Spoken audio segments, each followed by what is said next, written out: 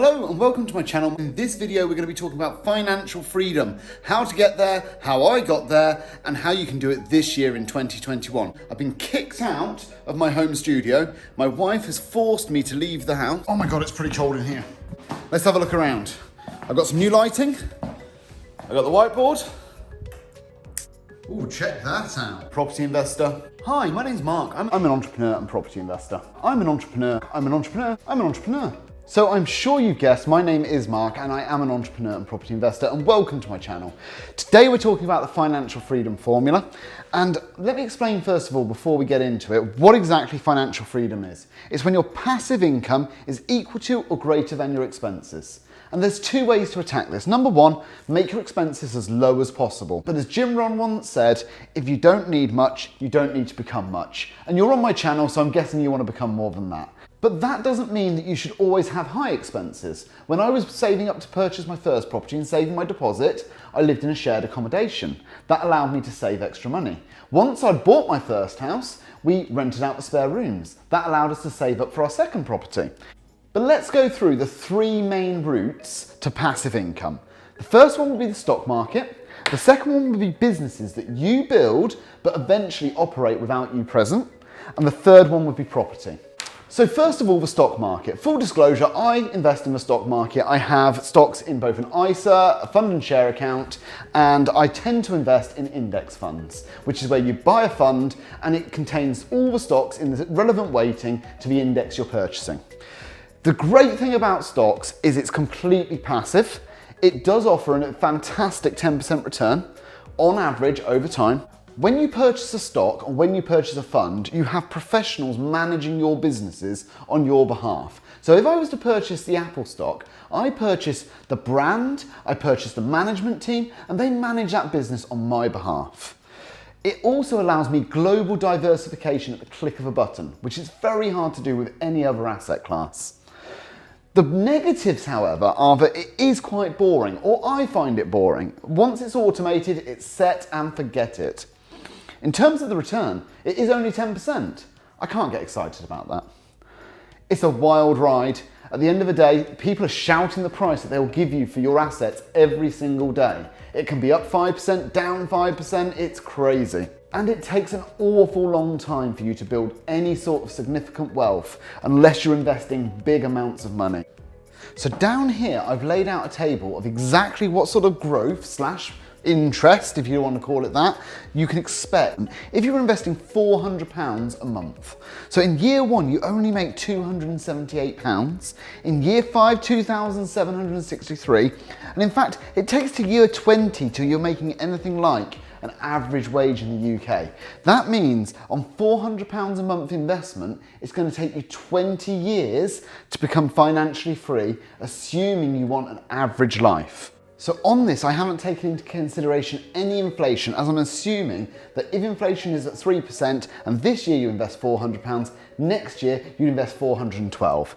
So as you can see, regardless of inflation, regardless of purchasing power, it's going to take you 20 years to become financially free. And for me, that's just too long.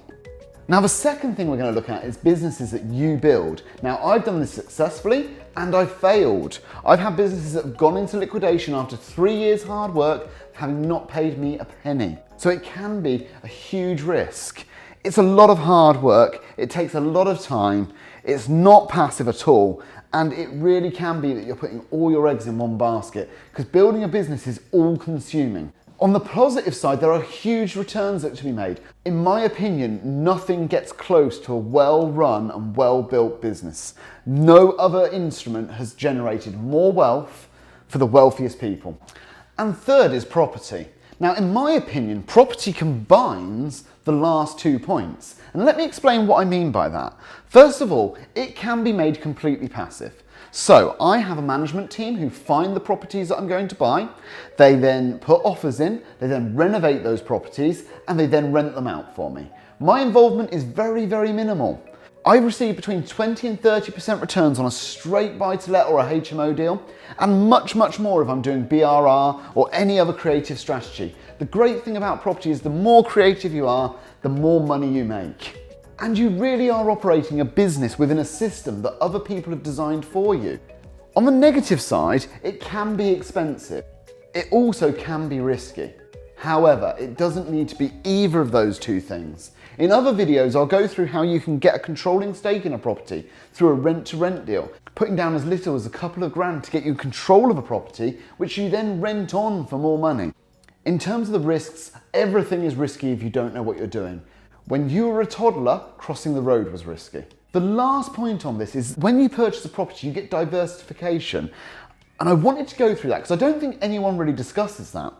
I believe I have around about 40 tenants. Now, I am fully invested in UK PLC and I'm completely diversified.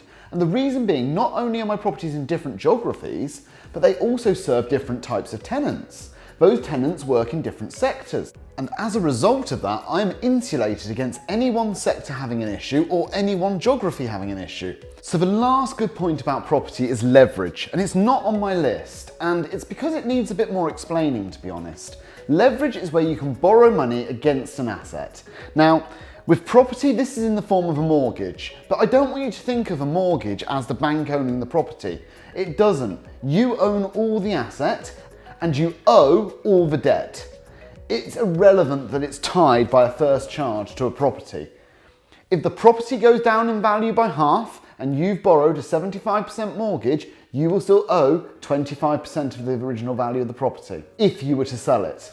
Conversely, if the property goes up in value, and let's say, for example, you bought it for £200,000 and you used £50,000 as a deposit and it's now worth £400,000, you pocket the £200,000 for profit. So leverage is powerful, but it works in both directions. So you have to be aware of this.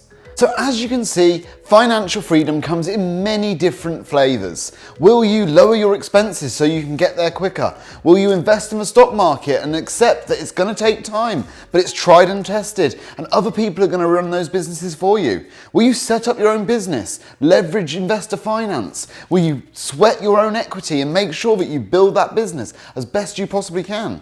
Or will you get creative with property and allow other people to go to work, pay you your rent and build your business out that way? As you can see, there are many ways of becoming financially free. The one thing I can never know is what is right for you. We are all individuals and my journey was my journey and your journey will be yours. One thing I can say is financial freedom is a worthy goal. So I've been Mark Parham. I hope you've enjoyed this video. If you'd like a one-to-one consultation, I'll extend the offer one more time. My email address is in the description. Please pop me a quick email. We'll have a conversation. And I've really enjoyed putting this video together. I hope you have too. If you've got any quick questions, put them in the comments and please obliterate that like button. Thank you very much.